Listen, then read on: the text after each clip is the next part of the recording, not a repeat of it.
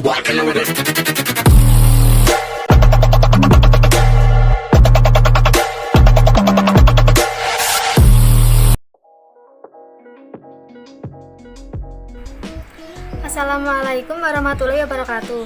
Halo semuanya. Sebelum memulai video pada kali ini, izinkan saya untuk memperkenalkan diri lagi. Nama saya Elvi Anggita dari kelas 10 MIPA 8, nomor absen 17. Di sini saya akan menyampaikan tentang seorang tokoh sukses yang menginspirasi, yaitu Djoko Susanto. Saya memilih Djoko Susanto pada materi kali ini karena saya tertarik dengan perjuangannya yang bekerja keras dalam mencapai kesuksesannya. Djoko Susanto adalah orang terkaya nomor 19 di Indonesia. Dia lahir di Jakarta pada tanggal 9 Februari 1950. Djoko Susanto adalah seorang pengusaha asal Indonesia. Ia adalah seorang pemilik grup Alfamart, bisnis retail dengan minimarket konsep. Dengan bisnis retail minimarketnya ini mengantarkan Djoko Susanto pada posisi orang terkaya nomor 25 di Indonesia pada tahun 2011, lalu naik ke peringkat 17 pada tahun 2012. Pada tahun 2014, Forbes menempatkannya pada urutan 27 dari 50 orang terkaya di Indonesia, dan sekarang ia naik ke urutan 19. Dari bisnis yang digelutinya ini, kekayaan real Djoko Susanto mencapai 1,8 miliar US dollar atau setara dengan 23,8 triliun. Kekayaan yang dicatat Forbes tersebut merupakan nilai yang tertinggi sejak tahun 2017. Diketahui, pada tahun 2017, kekayaan Djoko Susanto mencapai 1,3 miliar US dollar. Pada tahun 2020 menurun menjadi 1,2 miliar US dollar. Akhirnya pada tahun 2021 melonjak menjadi 1,8 miliar US dollar. Djoko Susanto dibesarkan dari keluarga pedagang. Dia bukanlah anak dari seorang konglomerat, tetapi dia bisa merubah nasib keluarganya menjadi lebih baik. Pria yang mempunyai nama kecil Kwek Wifu ini telah memulai bisnisnya sejak dia masih berumur 17 tahun. Saat itu, dia tidak melanjutkan sekolahnya dan memilih menjaga kios keluarganya yang berada di wilayah Pasar Arjuna, Jakarta yang bernama Toko Berkah Bahagia. Seperti halnya kebanyakan orang Chinese yang sangat giat untuk berdagang, sifat itu juga dimiliki oleh Djoko Susanto. Ia tidak pernah merasa minder ataupun malu meskipun ia tidak melanjutkan pendidikannya. Bahkan Djoko Susanto hanya bersekolah sampai kelas 1 SD saja. Di awal bisnis toko dari keluarganya masih belum ada kenaikan karena pelanggan di tokonya hanya beberapa orang saja. Tetapi Djoko Susanto tidak menyerah begitu saja. Seiring berjalannya waktu, bisnisnya semakin berjalan dengan sangat baik, hingga ia sukses membuka 560 gerai yang tersebar di beberapa pasar tradisional. Namun, pada tahun 1976, Djoko Susanto mengalami musibah. Kiosnya yang berada di wilayah Pasar Arjuna mengalami kebakaran, hingga modal 80-90%-nya habis begitu saja. Tetapi, Djoko Susanto tidak pernah berlarut-larut dengan musibah tersebut. Ia lantas bangkit dari keterpurukannya, dan ia mulai mengembangkan inovasi baru, yaitu dengan berjualan rokok. Menurutnya, pada saat itu, rokok menjadi barang yang sangat laris dalam penjualan. Karena kerja kerasnya yang selalu fokus dalam apa yang ia kerjakan, akhirnya penjualan rokoknya berjalan dengan sangat baik. Keberhasilannya dalam menjual rokok membuat putra Sampurna, pemilik perusahaan tembakau dan cengkeh terbesar kala itu, tertarik untuk menjalin kerjasama dengan Djoko Susanto.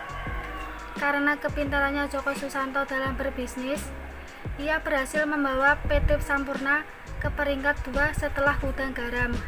Hal tersebut membuat Djoko Susanto dijuluki Dewa Rokok.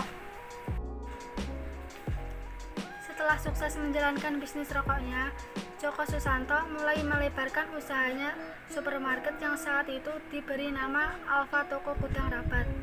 Pada tahun 1994, nama tersebut disederhanakan menjadi Alfa Minimart. Kerjasama yang sudah terjalin selama puluhan tahun tersebut akhirnya harus berakhir pada tahun 2005. Hal tersebut terjadi ketika Putra Sampurna memutuskan untuk menjual perusahaannya beserta seluruh aset dan saham pada Philip Morris International. Aset yang dijual tersebut juga termasuk 70% saham Alfa Minimart yang sudah lama dirilis bersama Joko. Namun ternyata Philip Morris International tidak tertarik sama sekali dengan bisnis retail. Dan pada akhirnya saham tersebut dijual pada Joko Susanto dan investor yang bernama Northstar. Siapa sangka bisnis yang dijalankan oleh Joko tersebut terus mengalami perkembangan sehingga pada tahun 2013 Joko berhasil membeli saham tersebut dari Northstar. Meskipun ia sudah berhasil dalam bisnis Alfamart-nya, Joko Susanto tidak pernah cepat puas begitu saja, karena dia orang yang bekerja keras. Terlintas di pikirannya untuk melakukan ekspansi dengan masuk ke bidang usaha dan kafe, dengan nama Alpha X serta Coffee Corner Beanspot. Dalam keterangan perusahaan kepada Bursa Efek Indonesia, manajemen mengungkapkan jika kegiatan usaha tersebut saat ini bukan merupakan salah satu dari bidang usaha perseroan. Dengan memaksimalkan konsep Coffee Corner Beanspot pada gerai-gerai Alfamart, maka perseroan mengharapkan terciptanya suatu sinergi yang dapat memberikan kontribusi positif dengan adanya penambahan ragam produk bagi gerai Alfamart yang dimiliki perseroan. Perseroan terus berusaha untuk meningkatkan kinerja keuangan dengan menerapkan berbagai strategi bisnis dan memaksimalkan pertumbuhan organik yang dapat dilakukan dengan memanfaatkan jaringan gerai Alfamart yang berada di seluruh Indonesia dengan branding image yang sudah melekat dalam masyarakat Indonesia.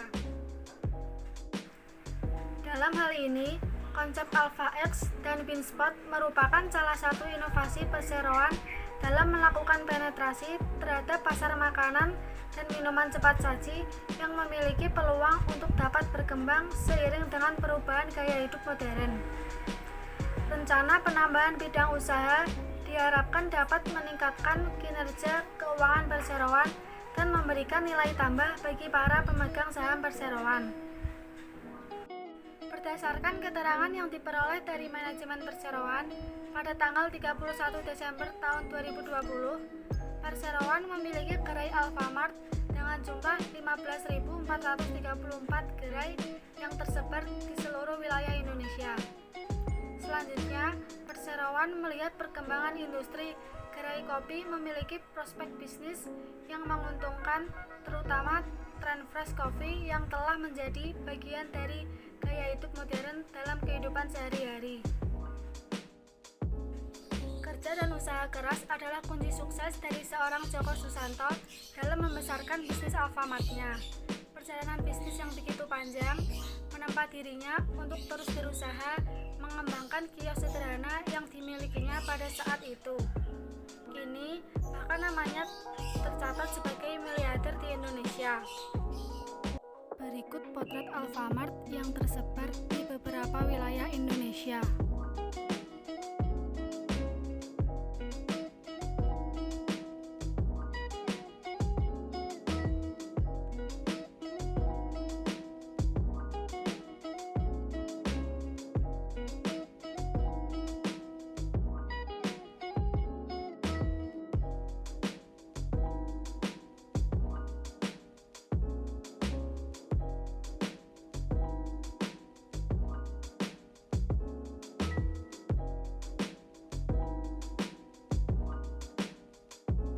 Dari kisah sukses Joko Susanto, 3 poin penting yang bisa kita ambil yaitu: yang pertama, jangan pernah iri dengan apa yang orang lain miliki, karena setiap orang mempunyai jalan sukses masing-masing.